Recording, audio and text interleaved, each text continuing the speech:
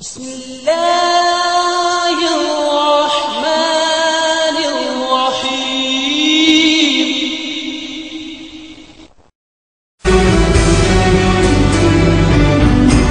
Alam on line میں خوش آمدید اور چلتے ہیں مولانا محمد امین صاحب کی طرف. اور جو شخص ختم نبوت کا جو ہے وہ دعوے دار ہو امت بالاتفاق امت وہ کافر ہے اور واجب القتل ہے. ٹھیک.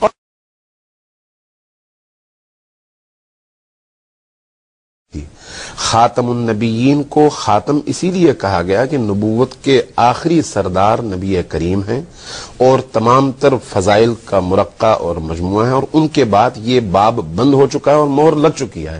اب جو بھی اس طرح کا کوئی دعویٰ کرے گا وہ کذاب بھی ہے اور واجب القتل بھی ہے تمام امت مسلمہ کے مستند علماء کی نظر میں.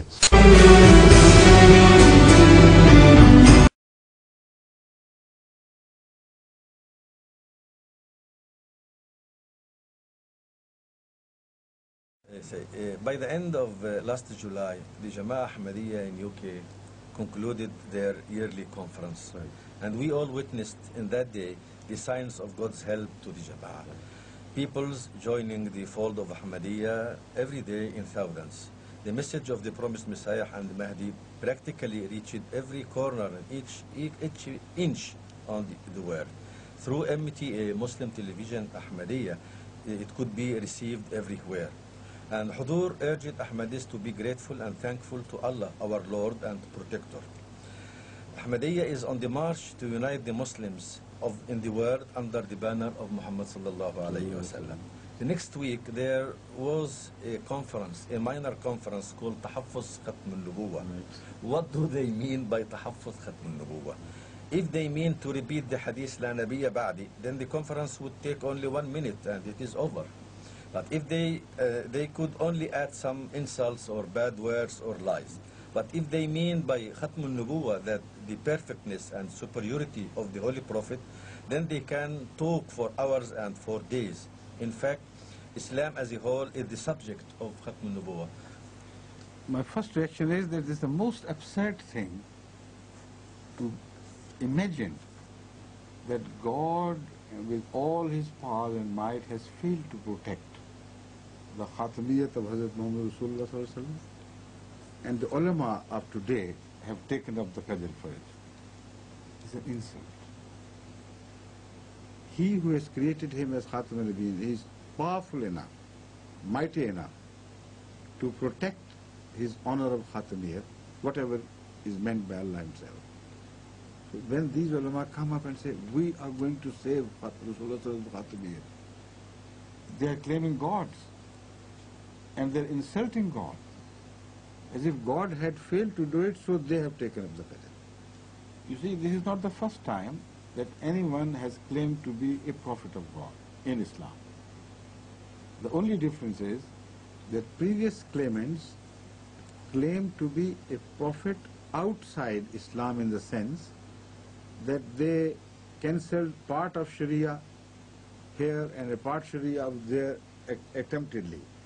And they revealed new Quran according to them like Musaylama Kazzab did.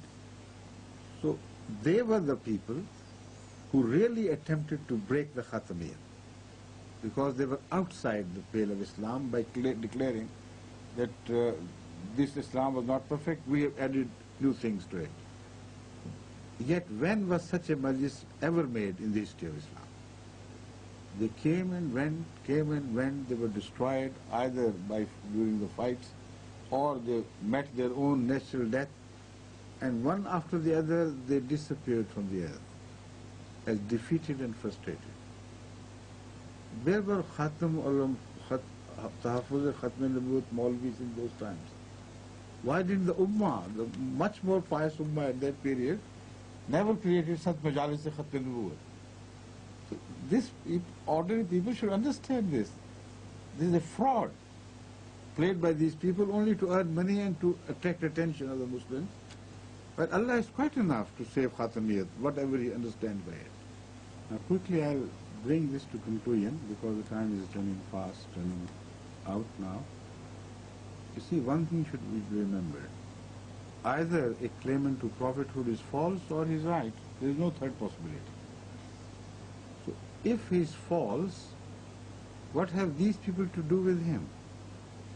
The message of the Quran is very clear. In reference to a believer who hid his faith during the time of Moses, the Holy Quran declares that he approached the people who were planning to murder Moses. And look at him, look at his wisdom. The Holy Quran preserved what he said for all times to come. You know what he said? He said, إِن يَكُ كَاذِبًا فَعَلَيْهِ كَذِبُهُ.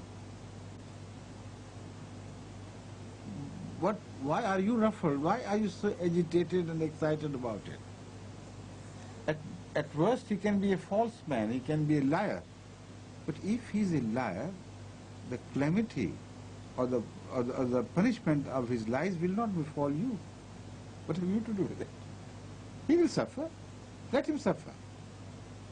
But imagine, if he proves to be right, إِن يَكُ صَادِقًا يُصِبْكُمْ بَعْضُ الَّذِي يَعِدُكُمْ, then whatever he promises by word of warning is going to pursue you, will never leave you. So be wise. Don't challenge a man unnecessarily. You don't know whether God said something to him or not. It is between him and God. If he is false, leave him alone. God will punish him. He doesn't require the help of ulama to come and help him. He can be sufficient himself. But if he is right, and if you oppose him like this, then you will be punished. زندگی بخش جام احمد ہے، زندگی بخش جام احمد ہے، کیا ہی پیارا یہ نام احمد ہے، زندگی بخش جام احمد ہے، کیا ہی پیارا یہ نام احمد ہے۔ لاکھ ہوں انبیاء مگر بخدا سب سے بڑھ کر مقام احمد ہے،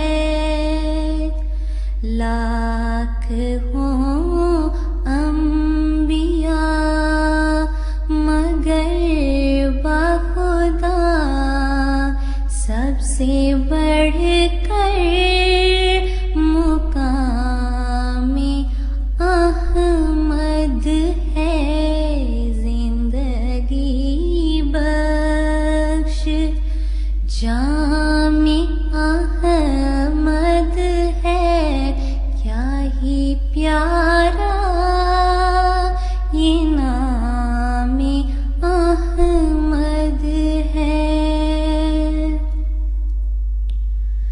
باغ احمد سے ہم نے پھل کھایا، میرا بوستان کلام احمد ہے، باغ احمد سے ہم نے پھل کھایا، میرا بوستان کلام